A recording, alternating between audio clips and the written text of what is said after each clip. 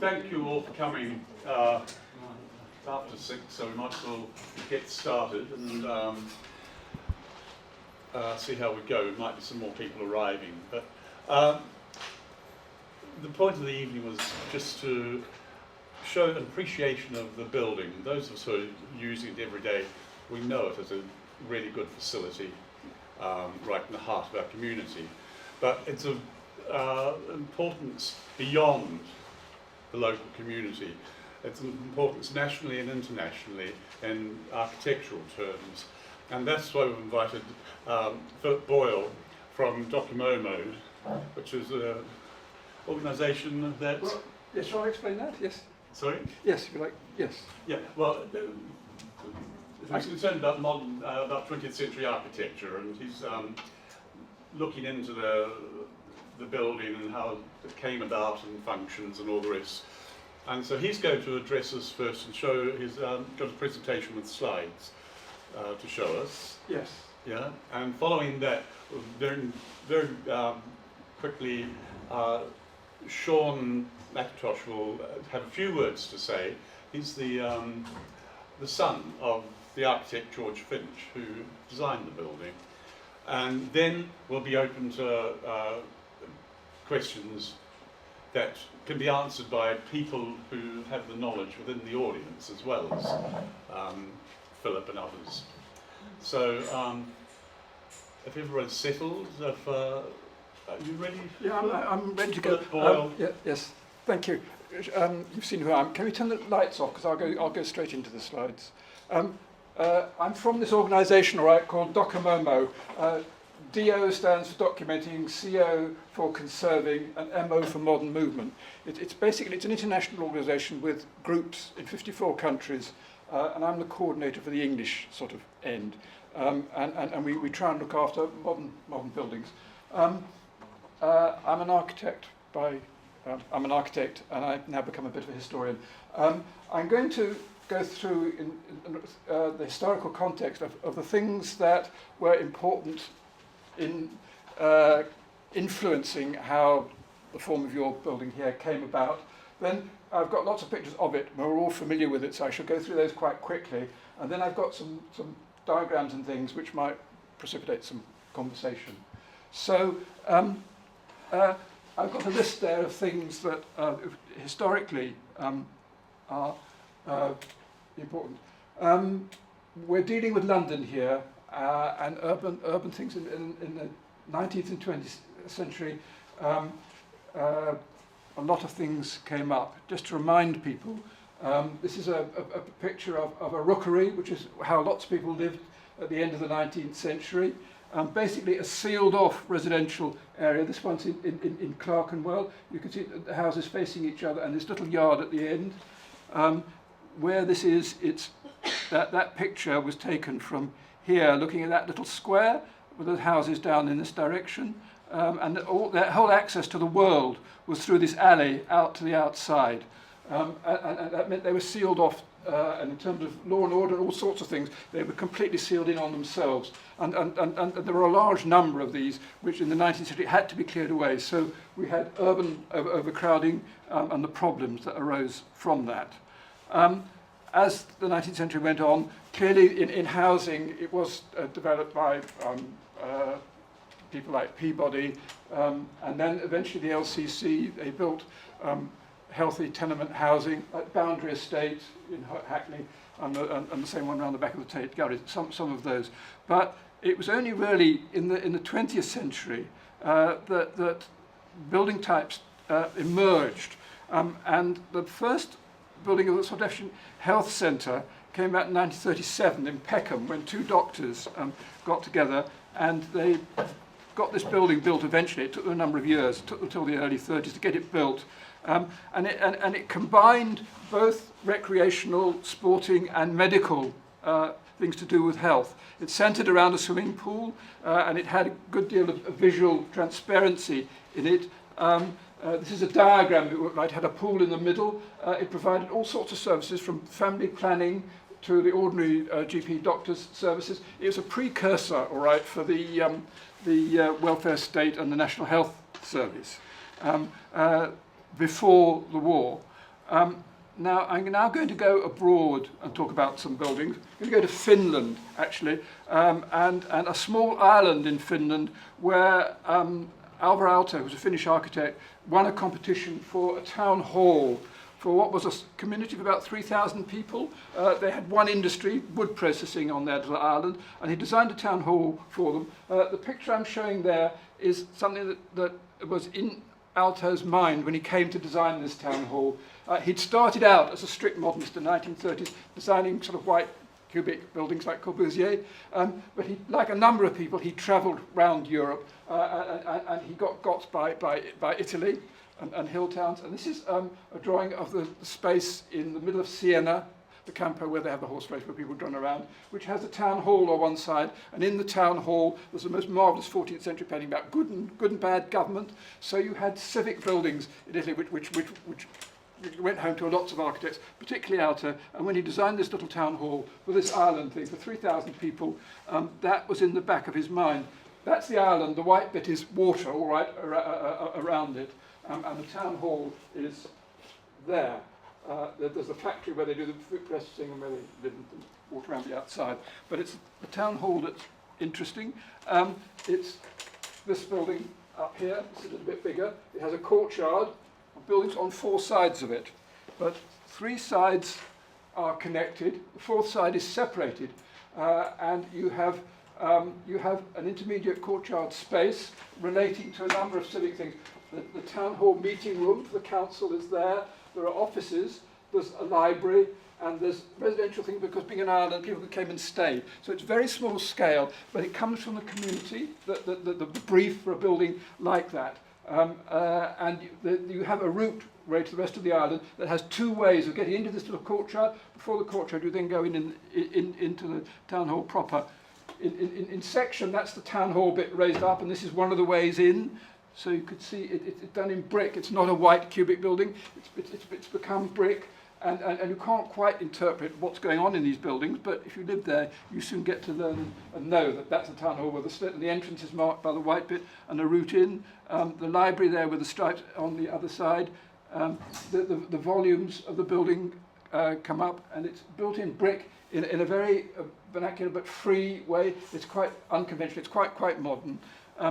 Internally, when you go into it, you also have it brick on the inside as well as the outside. So it's the same material, a sort of homogeneous thing that you go into, and a sweet little hall that he did, a map of themselves, and a little picture by Leger that he sold, a really expensive picture of this little colony in their tunnel, which is illuminated on one side, and a quite elaborate roof structure. So it was a piece of civic building, all right, for a community on a very, very small scale, but very high in quality, both the way the space is organised and the way it's built.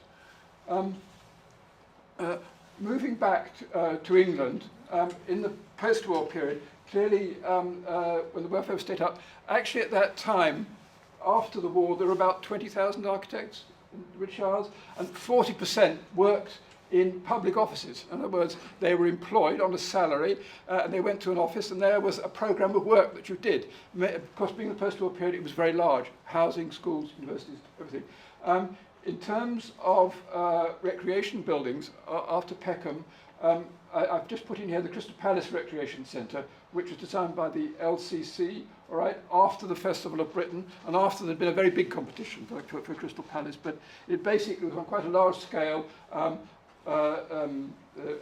Many of you may know it, but the main part of it is the pool hall, which is this structure which has a pool one side and sports halls the other, with a simple and very elegant structural solution for the roof. Again, very modern concrete materials, not particularly sociable, but a recreational sports building that has a definite architectural character to it. I'm going to jump abroad now to things that influenced people. This is a building by, in America, in Boston, Cambridge, Massachusetts, for Harvard, by Le Corbusier, who was the most famous of modern architects. The only building he did in America, and it's the yellow blob at the top. It was, again, it's not very healthy, it's an art centre, but I'm going to show it to you because it's to do with routes and buildings and how you go in and out of them within. This is not so much an urban context, it's a fairly, you can see it's a sort of campus with these buildings orthogonally disposed about a campus. Some of it's denser than other parts of it. And the building he put in is within that grid, up there, between two streets. And it sits in the middle, and it actually has a route that goes diagonally through, in the open air, through the building and out the other side. So you can come in either way. That picks up on what you see in this photo from the air, which is that, in fact, although when you're on the ground, everything seems at right angles to each other, in fact, there are all these diagonal routes going on, and he's picked up on that. I'll say a brief bit about him, because he was really important to George and Ted Hollenby, who I'm going to talk about here in London, and to all architects. This is him. He could only properly see out of one eye. This is him with his wife on holiday in the south of France.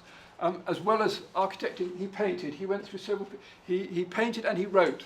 He designed and built about 50 buildings. He wrote and published about 50 books. He painted hundreds of paintings. Spent half his day painting. Cubist ones like this, just after the First World War, that became more figurative later on. In his work, a lot of it was beautifully published and drawn and influenced several generations of architects. I'm showing this. This is in a residential scheme of his that you should have where you lived a sufficient sized outside piece of space to have exercise and recreation in it. And there you have a boxer. He was rather keen on boxing. He talked about people being brave types. And he was very polemical and kind of liked to argue. But you'd have rope climb in a confined space. You could have a rope and you could have a punch ball to take up hardly any room at all. And he never actually built one of these, but he was always holding forth on them. And in his own life, again on holiday, this is with his cousin, just showed that he quite enjoyed a little bit of statuesque, should we call it, boxing. But to get back to the building in point, here's some bigger pictures on this side. You have basically volumes in which people do things in this art school with this ramp that goes up and then down the other side, diagonally curving through it. It's an extremely sculptural thing, and he showed off lots of his tricks and games here, how you do windows. He called them brise-soleils, where you cut the sun down. And you can see how these roots in the middle go right through the middle, and you go off sideways to the spaces on either side. That's one of the sort of studio areas, and that shows the various levels where you go in, and that's perhaps an indicative of this ramp going through, so that you have a social route that is visible to other spaces that are going on around it, albeit that they're studios where you're doing things. Another one back in London, of an unlikely building in St James's, the Economist building, which actually consists of 3 buildings, which are the little yellow blobs there near Piccadilly. There are 3 buildings and an old club which they join on to. Here again, there's a bank, an office building, and a residential building. A bank, an office, residential, and an old one. And in between, there are routes and spaces that link the buildings together. And the buildings themselves are grouped in a style. The edges of the office building and the bank and the residential are chamfered off, so they relate to the space that's very tight in an urban situation. So that you have shared communal space between the actual buildings themselves. From above, and when you see that from the street, the only bit you're seeing is actually the bit of the bank. It's not a bank anymore, but it was originally that bit there, which sort of slots in, and you have external spaces for moving through as pedestrians over parking. I showed you all those because there are certain elements in all these things I showed you that pop up at Brixton. To come back to Brixton itself, and to try and deal with it in these headings here, that if listing may come up later on in this discussion, but if you're listening, these are some of the criteria that English Heritage apply to in the listing process. The history of the origin, a description of it, where it is, what the brief was, the solution, the external part of it, the internal part of it. Materiality is what things made out of and looks out when you touch it. Because with all architecture, you have the space and you have the elements that define it, which are the sort of solid walls and ceilings and things. Most buildings have roots, use, changes, problems, and potential. Okay. In Lambeth, in the LCC, World War II ended in 1945. By 1966, the government of London changed from being just the LCC to being the Greater London Council, which covered all the London boroughs, and most of the London boroughs were amalgamated together for slightly bigger boroughs, and they set up their own architects department. Before that, the LCC had a very big architects department in the world, and that continued because there was such a big building programme going on. But in Lambeth, here, when they set up the architects department here, a man called Ted Hollenby, who'd been a group leader in the LCC and had done the Brandon estate, which you may know down in Kennington and various other things, got the job as borough architect for Lambeth, and he brought with him people who worked with him in the LCC, one of whom was George Finch. And he had grand ideas. This is the schemes at that time under Ted Knight and various other people. Somewhere in the middle there is the railway crossing Brixton Highway, but there's the motorway box going across, and there's high-level walkways and very high buildings. And he was extremely ambitious for Lambeth, and that's some of the things that he was thinking of proposing. Vast things. But within this, George Finch, who came and worked at the meeting, came to work. And one of the things to say about George is, Sean can tell you a lot more afterwards, but basically most architects were sort of middle-class gents like me, who'd been to sort of poshy schools, and went through architecture schools, were trained and came out the other end. Initially, before that, architects tended to learn by an apprentice system. George, his father was a milkman, is that right, Sean? Yes. Yep, was a milkman. He worked as an apprentice for an architect in East Anglia.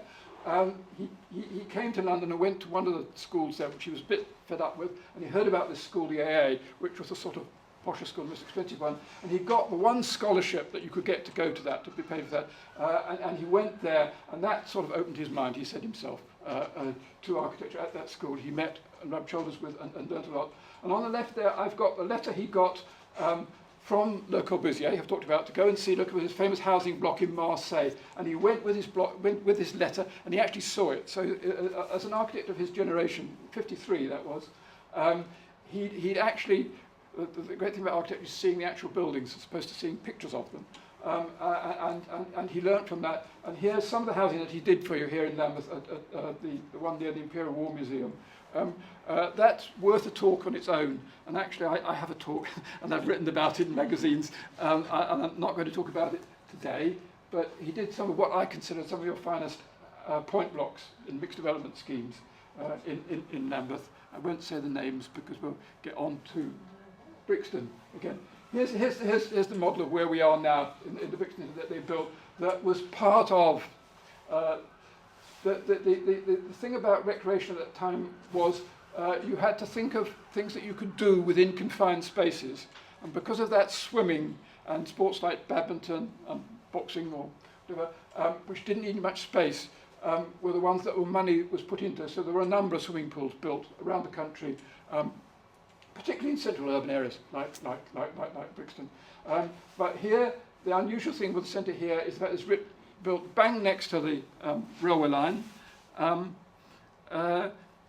It was thought wise to put money into recreation at that time because population was growing, and it was one of the ways that you could encourage people to get out of their homes, really, and exercise.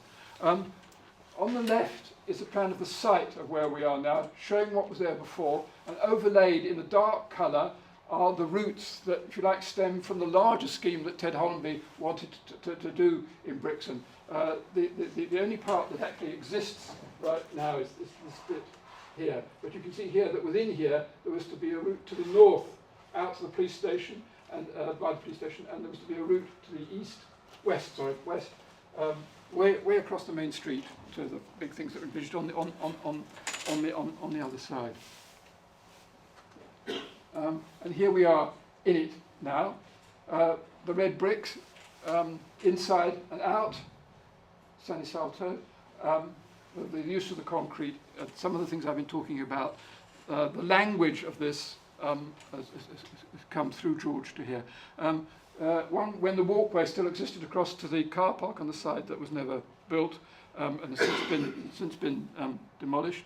And I now have a series of drawings of the inside of the various levels. I think I will go through these quite quickly because I'm to stick to half an hour.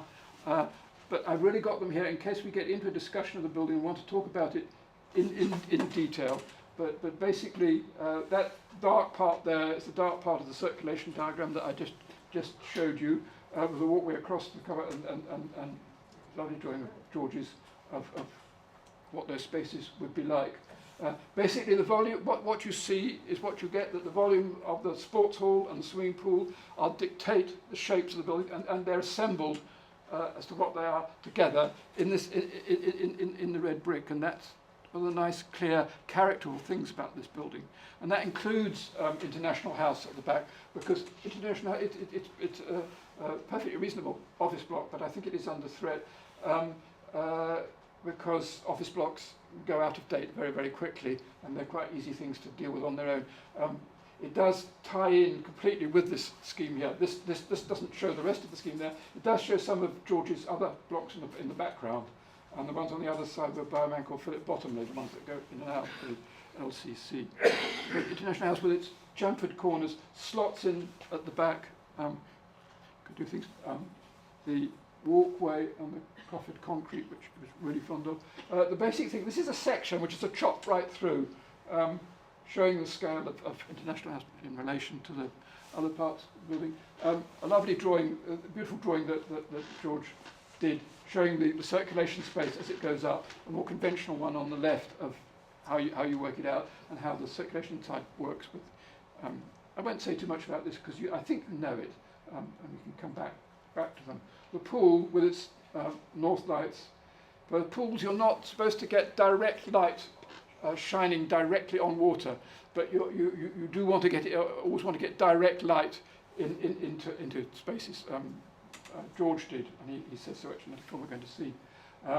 But you have to have indirect light so that people don't get disorientated by bright light reflecting off the water. What's now the gym was originally a restaurant.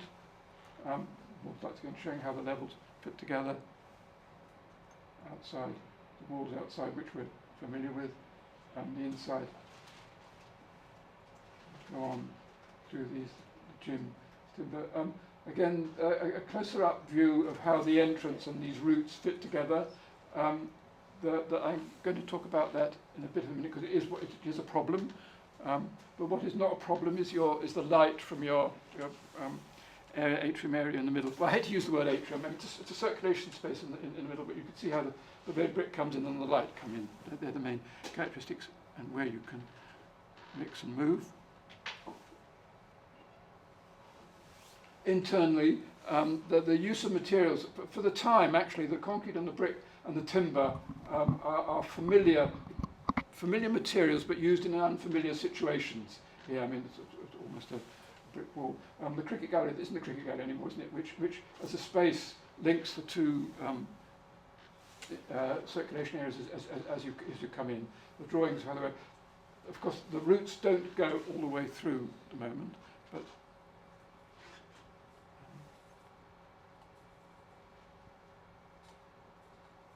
a rather fine photo distorting the colour outside. It was as a recreation, yours is very ambitious. It was, and in the walkways, it was even over ambitious. But it's with the troubles that have been in Brixton, it has been the centre for a number of things getting together, including Mandela. This is the diagram again of the routes, the Hollandby ones, turned around the other way, and I've highlighted here the areas to the north of the site, because basically things seem to work on the south side, but on the north side, up to the police station and the transformer chambers that are in the middle, that have resulted in the building, the circulation really being reduced to these areas here, that you now have these gates across here, so that you have two ways in on this side, and those parts are really kept away from use at the moment. And although the walkways and decks and things may have been over ambitious, there is something about, well, the character of the market that is expanding on the south side of a labyrinth that I think was at the back, or perhaps of George's mind, when these routes were being thought of. And I've just illustrated there in red on top that there is the possibility for having a more permeable building with lots of ways of getting in and out. The key to the quality of the building is definitely the way the space is linked through from the bowls area at the back, the size of it, to the circulation part. I mean, that is quite unique, the form of that. There are more beautiful ones of these. I mean, Franklin Wright's Guggenheim Gallery in New York is a famous building which goes up like this with roots that go through. It doesn't have spaces that go off at the side. The structure of, I showed you, of Crystal Palace is more rhetorical than what you'll get here, but the flow of the big to the small spaces and how they're used is extremely beautiful. In terms of circulation, the ramp here, there's a dilemma about the ramp and the steps, because the steps is clearly the favoured way of getting in, but the ramp clearly was designed to be part of the journey in and out, whereby you experienced the cricket gallery and other things going on. You could see both and the bowls area. You could see into that as you go up and in, and should be nourished. Basically, going on. Just to highlight the fact that the permeability again at the higher levels as you go up through the circulation, that there are solid bits, but there are an awful lot of places where it could be more permeable or less permeable, and you've got the choice here within the building of how the various uses, if they stay the same or if they change, how they relate to that space in the middle, and then it's that causes the interaction and the sort of theatre that you get of people using this building that makes it quite unique and very beautiful. And I think I'll the same thing as you go up, and I'll end with that, because that's Peckham, but it's not a drawing of a building; it's the drawing of people in a building, and it perhaps shows more than I can in words.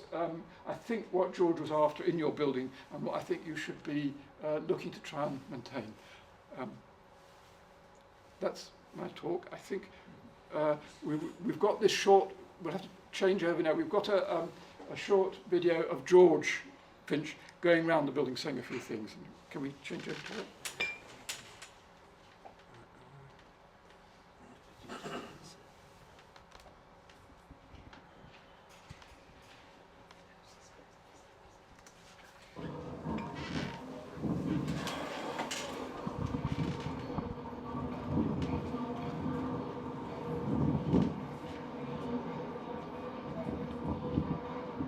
It's going up, well, you know where it's going up the front steps. How long ago was the short? 2008.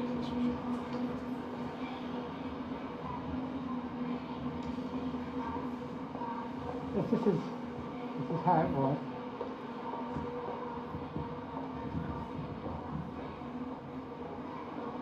Originally, you could look down there to the cricket nets.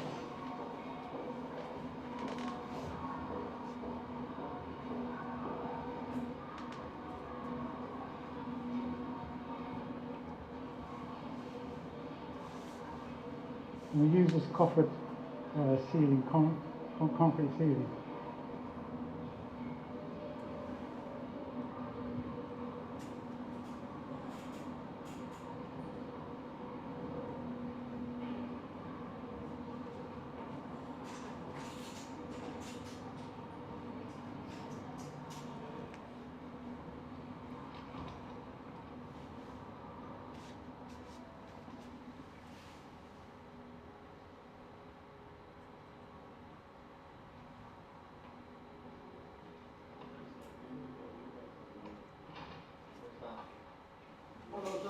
Hello, I'm the architect who designed this building. Ah, right, we were aware you were coming down.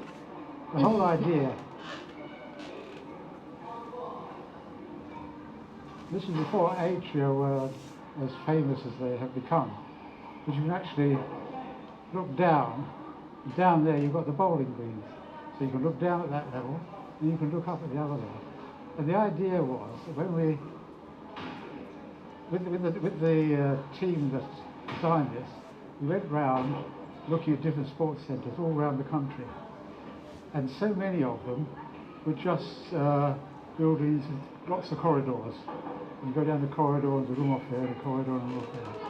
But we saw one sports centre that was complete dome, glazed dome. Everything happened under the dome, which was great. It looked very, very impressive, and all the people joined together. The only problem was that the light from the dome, when you were sort of playing badminton, we played badminton and all these things to see what it was like. When you play badminton, you look up, you can't see anything because of the light. So it seemed to me that this idea of having a space in which everybody comes and you can see what's going on, but when you actually get into the sports hall, the light is baffled, so you don't get direct light coming down to you. And the same with the swimming pool, that you get these sort of triangular beams going across that break up the light. So, but the main space like this is what brings everybody together.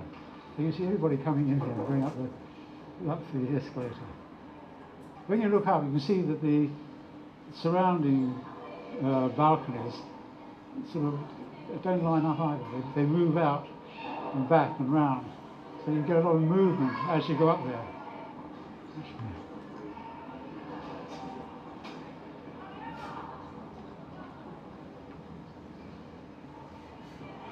Oops.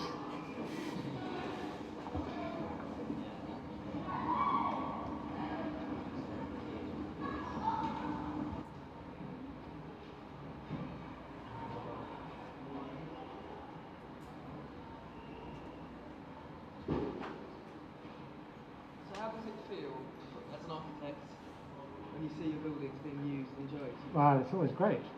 I mean, as I've just seen there, they've altered some things.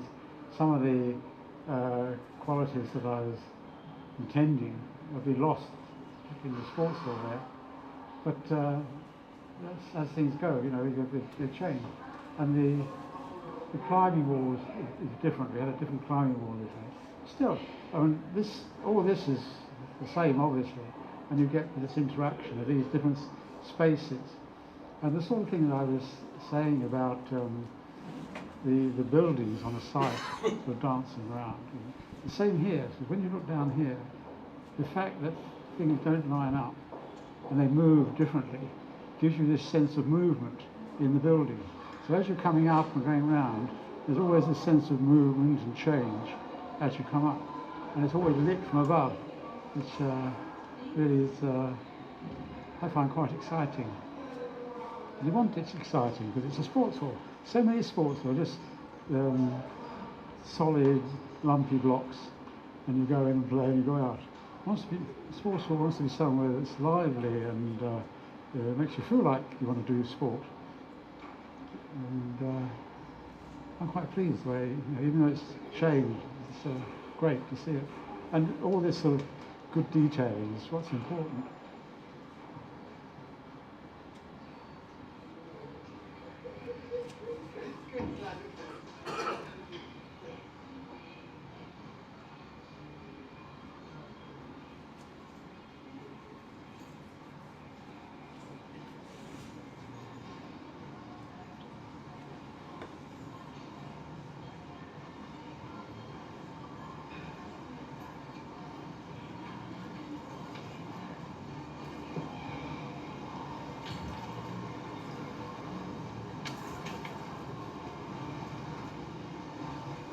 Thanks very much.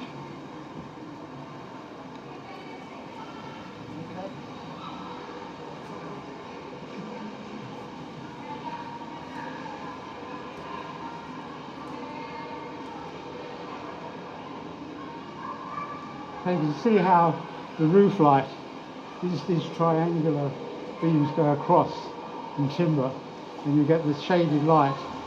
So that when you're swimming and looking up, You can see the light coming through the roof. And this used to be the restaurant. We had a stepped restaurant where you could look down into the swimming pool. But it never seemed to work. And now they've made it into this sort of gym, which looks fantastic.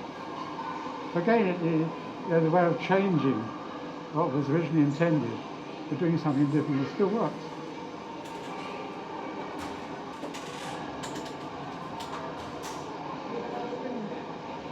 Huh? Have you ever had a swim? No, I haven't, because Sean and his wife often used to come here in this area, but I haven't done it. But you see how we did the shape to come into the kids' pool around. And the big problem was on the mistake that was made when it was being built.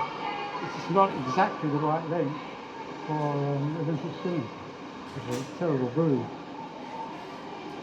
And the idea was that you can go from here sideways into an area which is like a sun trap, so that when you come off the swimming pool, somewhere you can relax in the sun trap.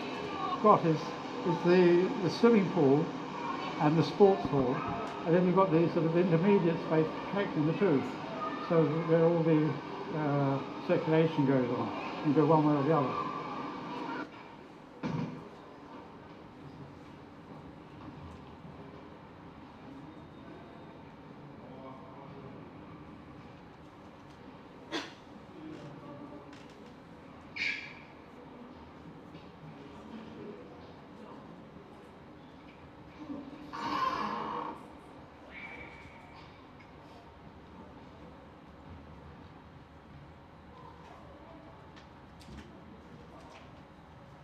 Here you can see the coffered ceiling, so that though there's natural light up there, it's secluded. And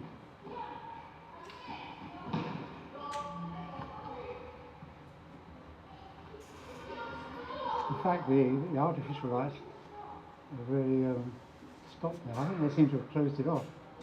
So it's not working as I intended.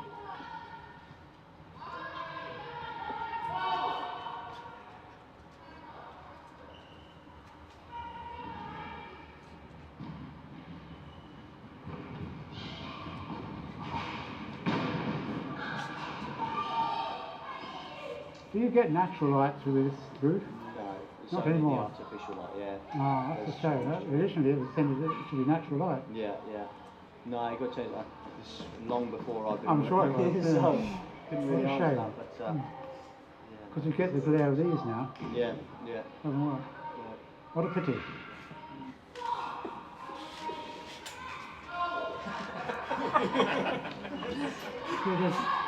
There is direct natural light coming down from there, but this has all been closed off. I don't know why that's closed off for. Seems to be being enjoyed though, doesn't it?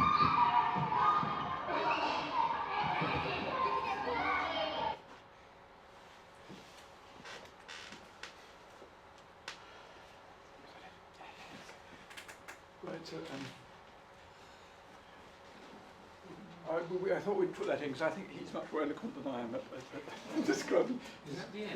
That's yes. If Sean can say something quickly. Sean is George's son. Yes, George Finch, the architect's son, Sean, just like to have a few words. Hi everyone. George was he lived in Tottenham, and one of the things that's been talked about is the sort of internationalism of his outlook. But I think another interesting thing for me is that the work is also feels very London to me as well. Something about the proximity of the forms and maybe some of the playfulness of elevations, and so that to me that is interesting, and it kind of locks it into a sense of place, and maybe it's one of the reasons why it's very well loved. In terms of a real context, I would say, obviously, this is an example of the welfare state architecture, and that the history that has built up to the creation of the welfare state has been really since the beginning of time, and a gradual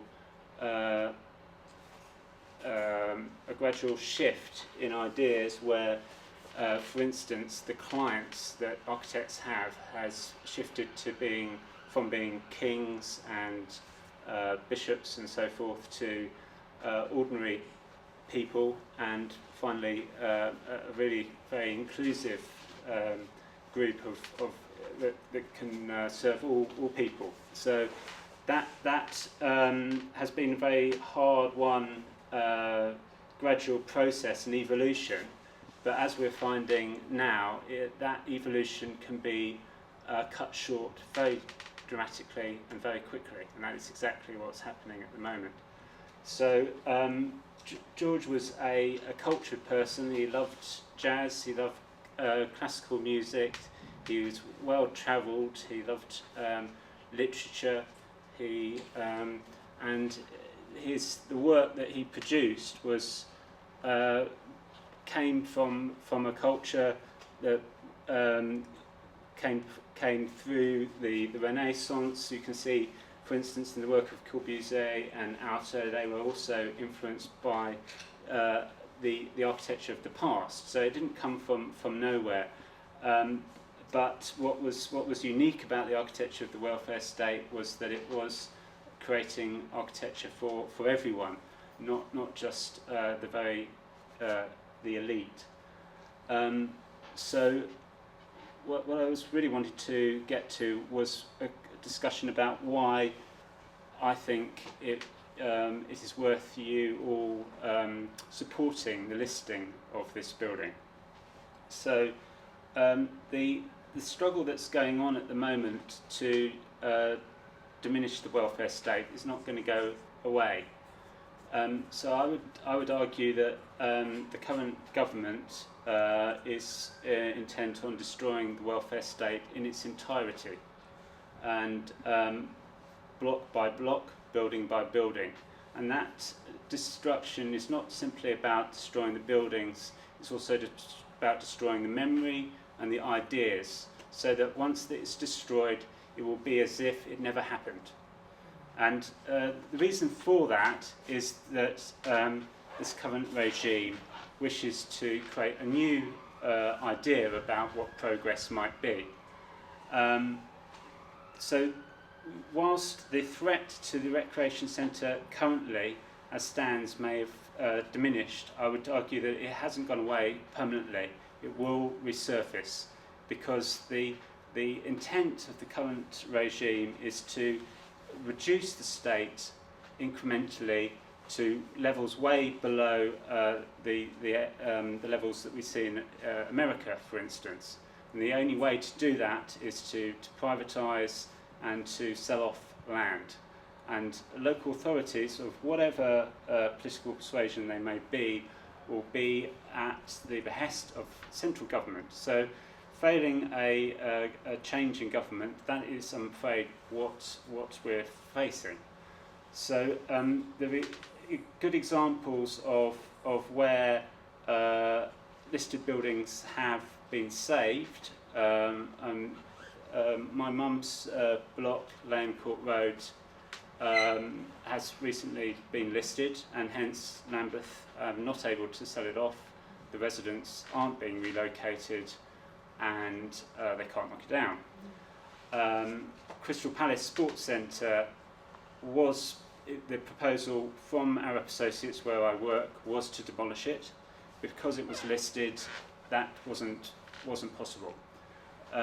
Exactly the same, the Commonwealth Games swimming pool in Edinburgh by Rum Jum, that was threatened with demolition. Because it was listed, they couldn't do anything about it. We're not talking here about buildings which are humdrum buildings. We're talking about a very few select buildings which represent the very best sports centres of their period. but the economic drivers currently are accelerating the process whereby all buildings are within the state sector are under threat. And yeah, I think that's about it. Thank you. I mean, you've obviously raised an important point. Oh, sorry, I've just got one other point to make about the tower as well. International House. Yeah, International House. So one might be tempted to think that it's best to accommodate Lambeth and to give them a little bit into their argument, and that might be a prudent thing to do. And International House, certainly one of the proposals is to demolish that, and I'd argue that that's not a good idea for a couple of reasons. It sets a precedent and makes the demolition of the wreck more likely.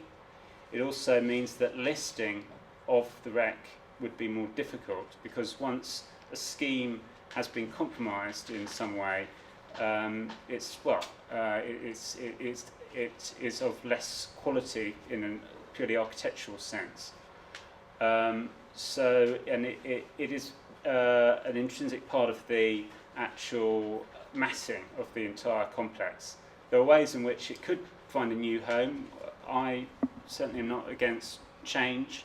Neither was my dad. It's about creating the right sorts of change, and there are lots of good examples, for instance, of buildings of that era, such as the National Theatre, where they have been refreshed in a way which is in keeping.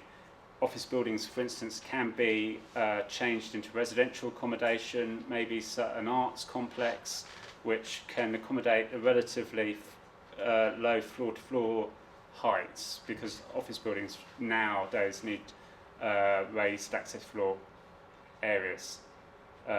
So I would caution you against trusting Lambeth.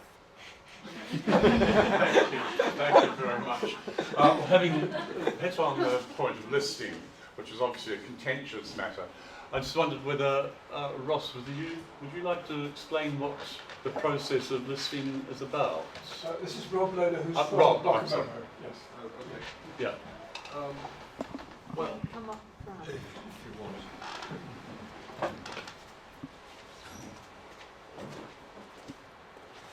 Well, essentially, you're probably fairly familiar with it. It's basically there's another layer of careful management put upon redevelopment of buildings. It doesn't necessarily mean that they're frozen in aspic, as people will sometimes say. And especially now, since the new process, the new listings have come in since 2013. Whereby a listing description will be very, very detailed. And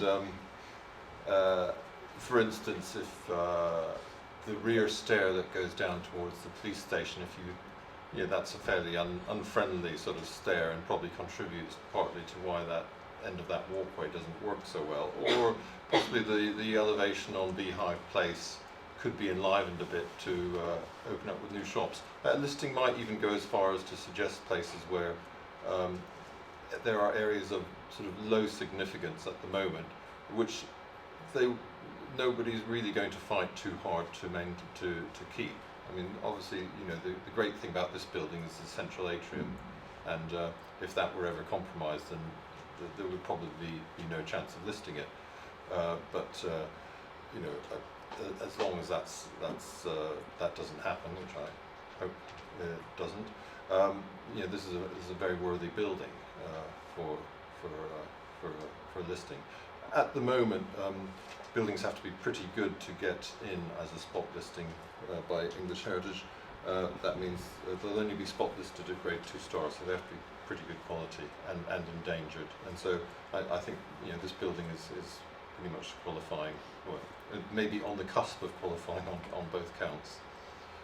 But I don't know myself that much about the current state of endangerment. That's something maybe others will know better. Is that enough? Yeah, I think that's enough. Might be. Does anybody else want to make a comment on to do with the listing? I can talk. Yes, Peter. Yeah, I'd just like to ask Sean. Can I just one little thing? Yeah. Could we keep any contributions as brief as possible, I've got a so question. everybody can have a chance? Thank you. So I'm Peter Leonard, I'm one of the users, I'm on the committee of the user group. I'd just like to ask Sean could he explain how listing can prevent a building being sold off? And I'd just like to say in the context of, we had the Peckham Health Centre which was mentioned, and I believe that's been sold off private flats, and also Park Hill Estate in Sheffield was sold by Sheffield Council on 250-year lease, and now it's managed by a housing association, and under the current government plans, housing associations will be forced to sell their property off. So could we come back in 30 years to a listed building and find that the squash courts are next, and this the sports hall is Argos, and so on? So I can, if you want, listing doesn't stop a building being sold. It could possibly stop a bowling green turning into a decathlon, because this is a sports centre and part of its purpose is being to be a sports centre. So the change of use inherent in what you're talking about would be part of a listed building consent, and I could imagine being strongly resisted. So you could actually put it into a listing that it can't change its use? No, you can't, but somebody would have to have a probably very good argument and proposal to be able to do it, and I would find it very unlikely. So I would say it's in some ways a fairly blunt instrument in terms of trying to achieve what Brixton Recreation User Group might want to achieve, which is protecting the building maybe more in terms of its use and the people that use it can continue to use it. But I would say we should use the tools that are available to us. So this is one tool, and it's as I say, there are good precedents there of excellent buildings which would now be demolished if they weren't listed. The Swiss Cottage Sports Centre, for instance, wasn't listed. It's now demolished. The Coventry swimming pool is currently under threat. Buildings up and down the country are under threat, and listing is one way to make it extremely difficult for the borough to sell the land off. I mean, Lane Court Road, for instance, that has completely jam-backed Lambeth. They cannot do what they plan to do anymore. Thank you, Matthew. The problem with the rep is the entranceway. The problem with the rep is the entranceway. It's in the wrong place, and that corridor place. Matthew, speak up. Do you want to come a bit closer to the front, Matthew? Okay. So the problem with the rep is the entrance. It's in the wrong place now, and also the walkways. I was interested in what you said about permeability and stuff. But if you want to make the rec more usable and it's going to have to be refurbished,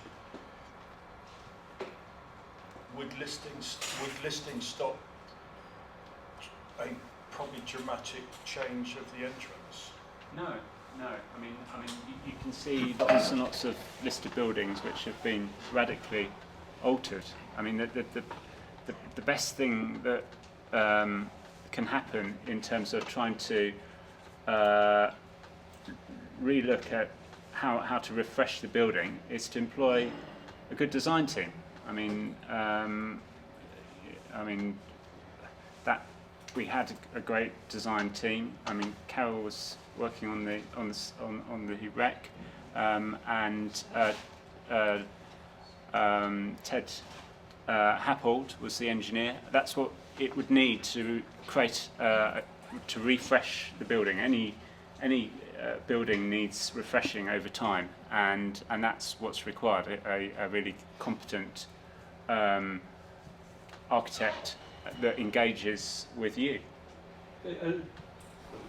Carol, is Carol here? Oh, sorry. You're involved in the design.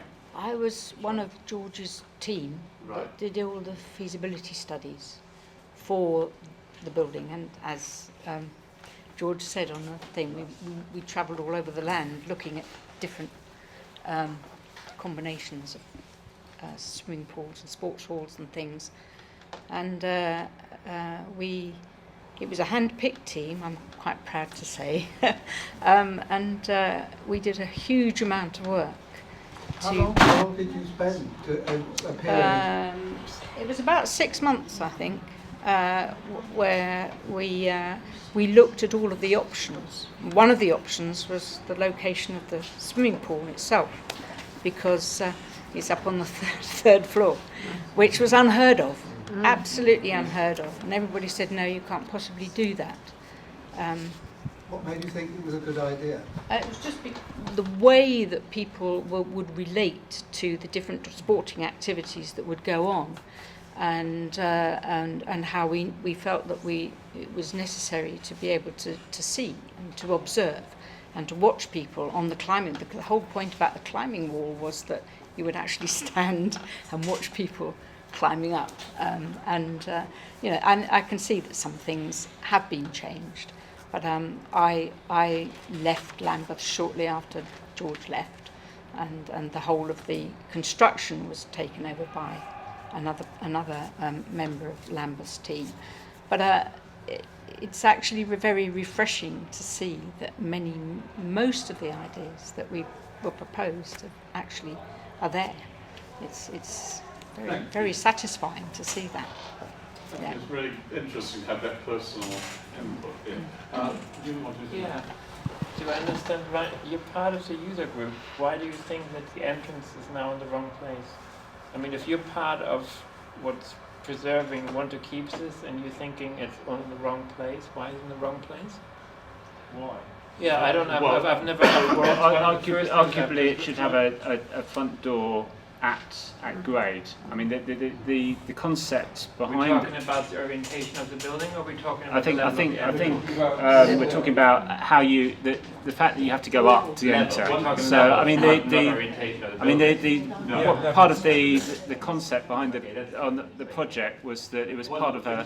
For people with mobility problems, it's hell. Yeah, no, that's logical, but talking about the placement of the entrance really meant for somebody like me that you want the entrance.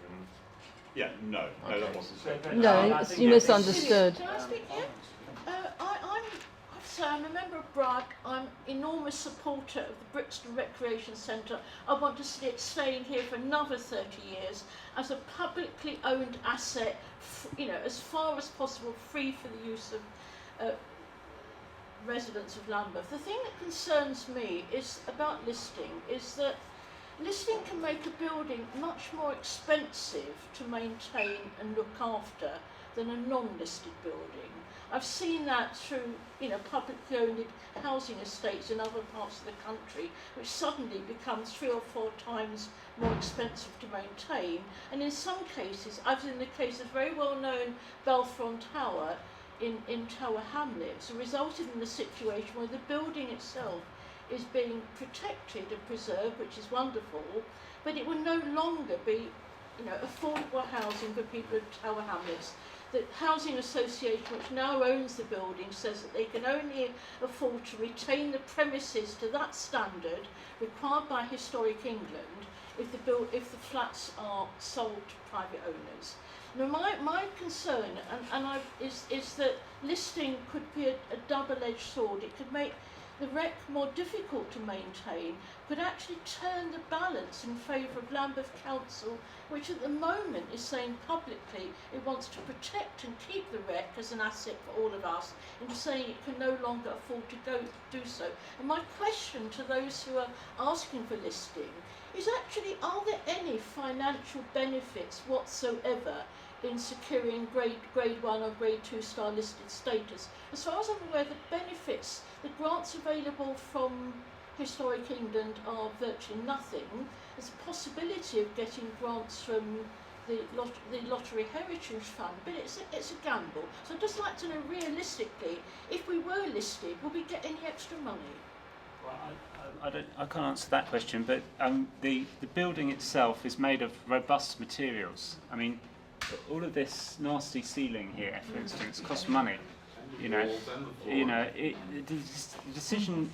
What is sensible is making sensible decisions, and that's where designers come into it. Whether you're designing a car or you're designing a building, and it doesn't necessarily have to cost more to be a good design. This is a robust design.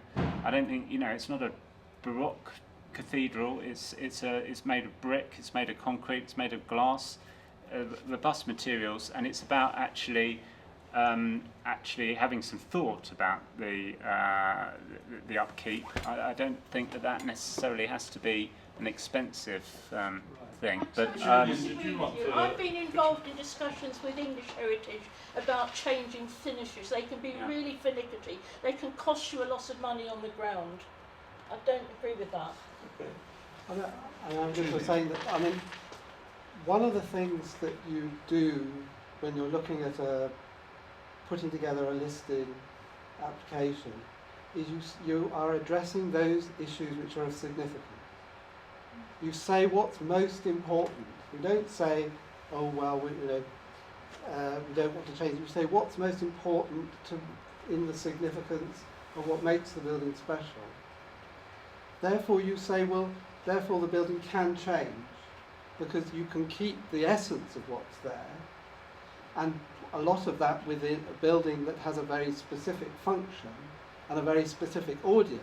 That is very important for what is significant about it. If you can't play badminton in the badminton hall, and if you can't swim in the swimming pool, the building has no meaning in its original vision. One of the things that you were saying about getting money. Okay, the grants available that this building wouldn't qualify for now would be, we're talking about Heritage Lottery Fund. Now obviously the ability to raise money from that source is not easy, and no one can promise it. But one of the things that's very important for Heritage England, whatever they're calling themselves now, is that the buildings that are listed, and also with the Heritage Lottery Fund, the buildings that are given money to support are those that are benefiting the widest possible community of use. So a building such as a sports centre, leisure centre, recreation centre, I'm a great believer in this. The point, it was for recreation, it wasn't just for coming in and playing badminton, it was for having fun, it was for enjoying yourself, for recreation generally. In particularly a part of the country and the part of the City of London that really, really needs it, it's going to be, no one can guarantee, but it's going to be the most attractive place to be able to give the most benefit to the most people. And I think that would be something that one has to The other thing I would say is it's simply a lie that we're being told that there isn't money. There is plenty of money around. It's a question of how it's spent. There's money for a garden bridge. There's money for millionaires' condominiums. There's plenty of money. It's how that money is spent. And if you go back to the time when George was building, they were knocking down Victorian heritage. You know, Euston Station was knocked down, Euston Arch was knocked down, St Pancras Station was very nearly knocked down. So the Victorian heritage was being demolished at that time. The recent past is forever being mothballed and disregarded. I think one of the things that Julian spoke about was about the community use. I wonder, Robin, whether you would like to. I was going to say, I mean, there is an associated problem, a major problem here, which is we're constantly wrestling, practically, with getting more community use into this building. And one of the things about, I mean, community use of the building, meaning that it's both affordable for the community, but also there are a lot of community clubs and so on here. And one of the big things about the recreation centre, which if you tell as a building, if you talk to other people, is that it has a massive sports hall. It has the football hall down the bottom. It has the rifle range that's not in use, right? It has the bowls one which isn't used very well. And what concerns me is this building is not, at the moment, what's happening is that GLL is actually spending money on this building out of our money, right, which raises about $1.5 million a year in surpluses, right, is spending money on this sort of thing with no one, including the community of anyone or users, having any say whatsoever in how that money is spent. Yeah. Now, what I was wondering is, my question with the listing is how could the listing be used by the community to have more influence over how money is spent? Well, one of the things that, if you have a listed building and you're, as a user or an owner of it, you're wanting to make changes to it, for a normal building you have to get planning consent, but for a listed building you have to get listed planning consent. Now, this opens up alterations if they're only affecting the significance, and you'll probably back me up that with modern management agreements, you don't need listing planning consent every time you change a light bulb. You can arrange for those sort of things. But where you are affecting the significance of the building, and that's how you describe, what are the significant elements of the building, the circulation, the relationship of the spaces, the materials, the pool. The pool, and you go through things. So when in the process of anybody like GLL saying they want to rip out as in here there was a Douglas fir ceiling, they want to do something like that. That would have to be an application for listed planning consent to do that. That becomes a public document, and therefore those people, interested parties, who have an interest in the reason why the building was originally listed, get a chance to express an opinion, and it becomes a public, has to be made public, and the owner of the building has to justify why these changes are vital to the continuation of the essence or the operation of that actual building. That wouldn't preclude the rifle shooting gallery being changed, having a change of use, if it was appropriate. It's just used as a storeroom. Okay, very quickly. Very quickly, from the experience of Liam Court Road, which was a listing application we did, the users there were extremely vociferous, very clear on what they wanted, very articulate. That was a major part of the argument for the listing. It does make a contribution and it does matter. By the way, your question was absolutely valid. I wasn't meaning to have a go at you when I was going off there. It's absolutely. I take your point, but there has to be a way to preserve our heritage. I will say that I've been involved in discussions on a youth club within a Grade 2 star listed council estate not in this borough, where English Heritage compromised and said, well, if you keep the kids who use the youth club didn't like the fact that it was very dark, and they said, well, if you keep the oxblood tiling on the floor, we would allow you to change the colour of the emulsion paint on the walls from kind of avocado green to pale green. It's very difficult to change stuff, And it was also very expensive, and that was something that was being funded with a very limited amount of grant funding. It was a nightmare dealing with historic Well, I England, think or that is English obviously- heritage as they then were. That is something obviously that would have to, anybody would have to Yeah. look into, those sort of implications. I'm sorry, just yes. I'm not against listing a building, but I think we should be concentrating on getting stuff done here that desperately needs to be done, like the accessibility Yes. and Yeah. Right. the heating and stuff. Yeah. So Yeah. if money was spent on that, then maybe then That's all think part of about- GLL's contract. Most of that relates to the contract that GLL had, which neither Lambeth nor GLL will make available to us to look at, to see why it hasn't been done. No, but yes. I was just going to say, I think this presentation sort of exposes what a incredibly intelligent, complex and kind of radical building this is, and there's a whole kind of holistic view of it which is really important to keep in place. You know, you can see sitting in this room that a load of money has been wasted here, and if you're talking about the future, then you need to look at the real actual potentials that the building can fulfill and not be chasing things that it can't fulfill because it's a kind of ridiculous waste of sort of paradox to do that. Thank you. Did you want to say something, Rachel? Yes, yeah. My name is Rachel Haywood, and I am a councillor for this ward, so I represent the Old Harbour ward. And I just, a little while ago, I think it was probably 2 or 3 years ago, the leader of the council did make a promise at a very vociferous public meeting that the Brixton Rep would be protected and that the building would be protected.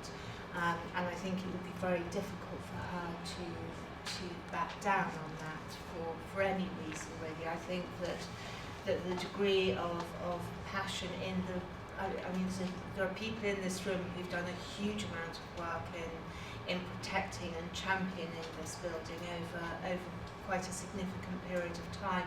But the degree of passion in the broader community and the significance which is placed upon this building by people, I think is immense. And I suspect there probably isn't another building in the borough that brings as much passion with it. Probably not even Lambeth Palace, or not even, which is saying quite something really. I was really involved in the campaign to get the covered markets in Brixton listed and sort of led on that. I thought that was incredibly important. The plan was,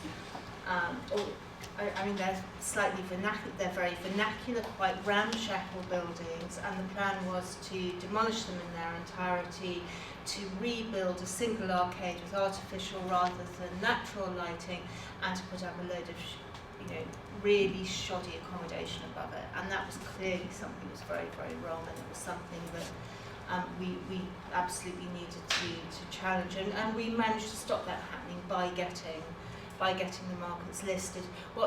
What's pertinent about that particular example for me to this building is that it was the first time that a building had been listed on grounds of their cultural and historical significance to a particular community, and the huge weight that kind of sits with this building and is expressed in it, that is about a particular community and the development of Brixton into the very extraordinary place it is today, I think has got to be really at the core of that. I think there are all kinds of issues with listing and technicalities, but I'm sure that there are things that can be overcome, and I think in getting the markets listed, I've got a friend at English Heritage who came down and had a look, and he said, and he did walk around and said, darling, it is terribly, terribly vernacular and it is rather falling down. But the point was, it was about the importance of the building rather than about the fabric of the building, and there's no greater champion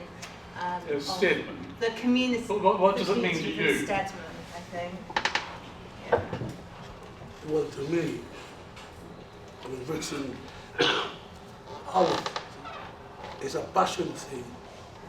And when I speak of Brixton Recreation Centre, my voice has changed. Water comes to my eyes because of what this building means. and the opportunity that the council missed. That's the real thing that upset me. This building here is the only place in this community where you got a multicultural. It's the future. We don't want to go back to the past. See, so what this building should be is, let's make it a beacon. So it's join our youngsters who's gone astray. If our youngsters can come in here and associate, they will know how to react. It will benefit us. It will benefit everybody in here. See, so that's what this building means to me. It's the future of our community. We don't want it like Pop Brixton, or we don't want it like Brixton Village. We want it like this, where every race of people can come in and feel at home. It's our church. Let's make sure this place doesn't go. Let we use these places here to tell our youngsters, why are you killing off each other? Let them come in here where people like us can help them.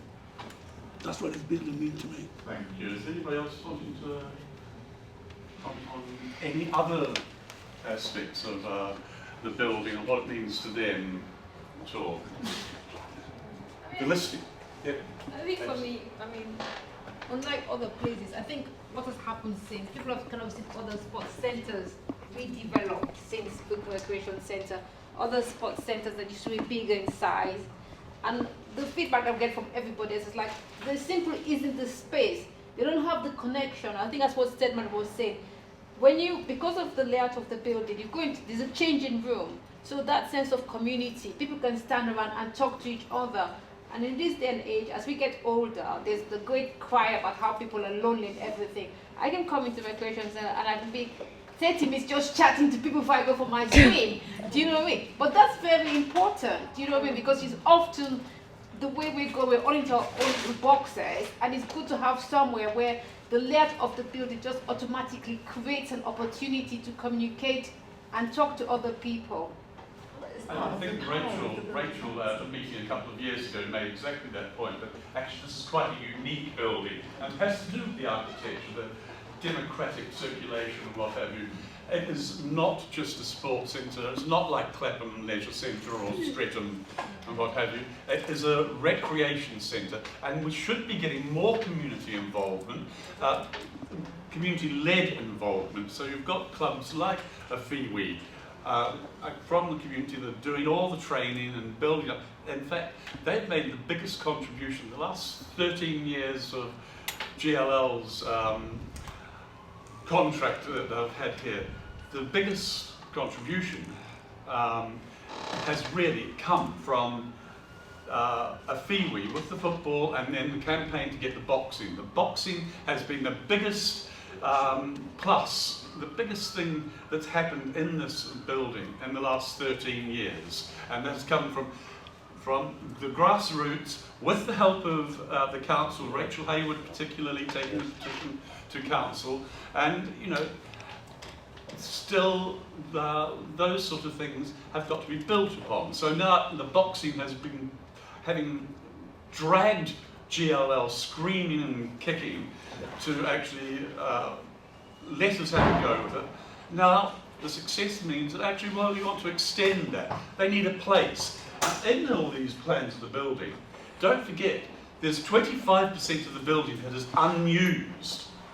Not underused, but is unused, is blocked off, and you know, it's madness. In the centre of Brixton, it makes no sense.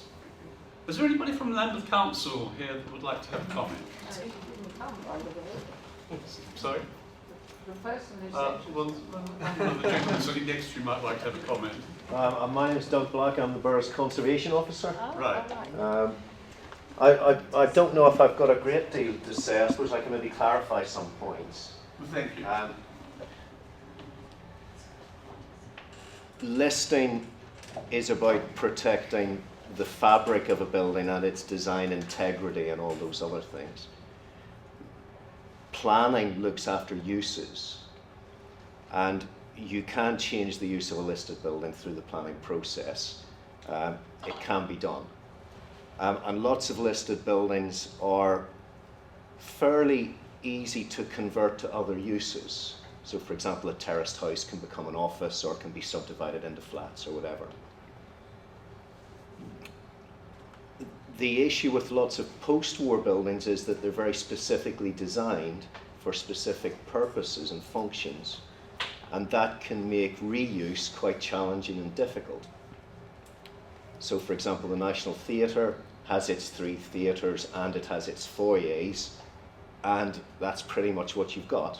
You can't convert the National Theatre to flats because the National Theatre can't convert to flats.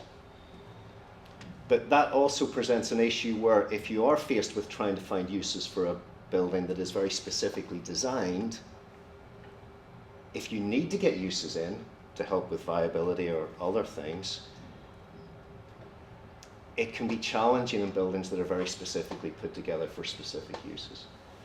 And I think that the discussions here about people trying to understand where significance lies and what the building means to them have to be key to any debate, whether the building's listed or not. What is important to the users of Brixton Rec? What needs to continue, and what can you live without, or what can you, whether the building's listed or not, these are debates you should be having and debates you should be firming up for whoever you have to deal with in whatever scenario. With the National Theatre, when the changes were proposed, the only people who came to object to the application were Dennis Lasden's architectural team, who thought it was a monument to Dennis Lasden and it was too perfect to be altered.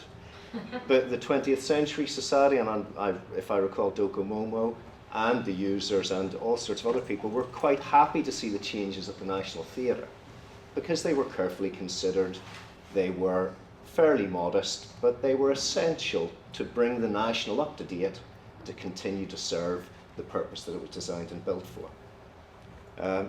So it's not my place to comment on the merits or otherwise of a listing. That's historic England. Listing does present challenges, but I think, as the gentleman said, it challenges people to do the right thing, because listing ultimately makes people who want to make changes justify those changes, and there's rigorous scrutiny, and the community is consulted because all listed building applications have to be advertised. And if a listing case is controversial, it is referred to English Heritage, Historic England, and so on. But it isn't something that should be entered into lightly, and whatever way you go forward, the significance of the building, both as a piece of architecture and both as a community facility, should be key considerations. I think that would be my advice to you on it. Thank you. Anybody else want to make any comments about anything that was contained in the presentation? Yes, Rachel. Yeah, just very briefly, I suppose the thing I didn't say is that I think in the midst of everything that is happening in Brixton, and some of that is good and some of it is less good and some of it is beyond certainly the council's control and beyond many people's control. I think that the importance of preserving the integrity of the recreation centre, and I think that Doug's example of the National Theatre is absolutely spot on. So it isn't necessarily about preserving it in aspect, but it's about ensuring it is able to continue doing what it can do. As Stedman is saying, that it's a church, it is a place for the community, and we desperately need it in a place where there's a lot of money coming in, there are all sorts of different people coming to live here. We still have our traditional communities, absolutely bang next to the centre, but those communities are not going to Pop Brixton to buy a cocktail for £8. I think it's so important that the importance of the rec, I think, for me, is really strengthened by what is going on around it, and it feels a little bit like an island that we really need to shore up. And yeah, so that was all I wanted to say. Really. Thank you very much. Thank you, Sean. Thank you. Sorry.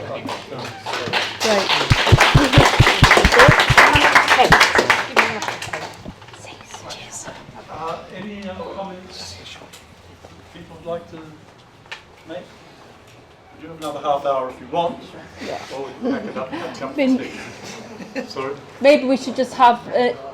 There's apples there. Lots of apples. If they haven't all been eaten, please take an apple. And people could stay and have a cup of tea if they want to have an informal Just chat. tea and coffee, and we can have an informal Can I be chat. very cheeky? This is like, can I be very cheeky? Yeah. Talk about institutions. Please contribute to Brixton Cycles crowdfunder because that's another institution that's under threat. Which one? Say that again. Brixton Cycles. Oh yeah. So, if people don't know about it, go to the crowdfunding page. Please contribute, and to inspire you further, they're about 94% of their target. So help them to make it 100%. Yeah. Great, AC. Thank you very much. Okay. Well, thank you all for coming along, and it's obviously given us a lot of food for thought, and thank you for being such a strong And I think we should thank Philip for doing his talk, because I don't think we have, and all his hard work. Thank you. very ordinary.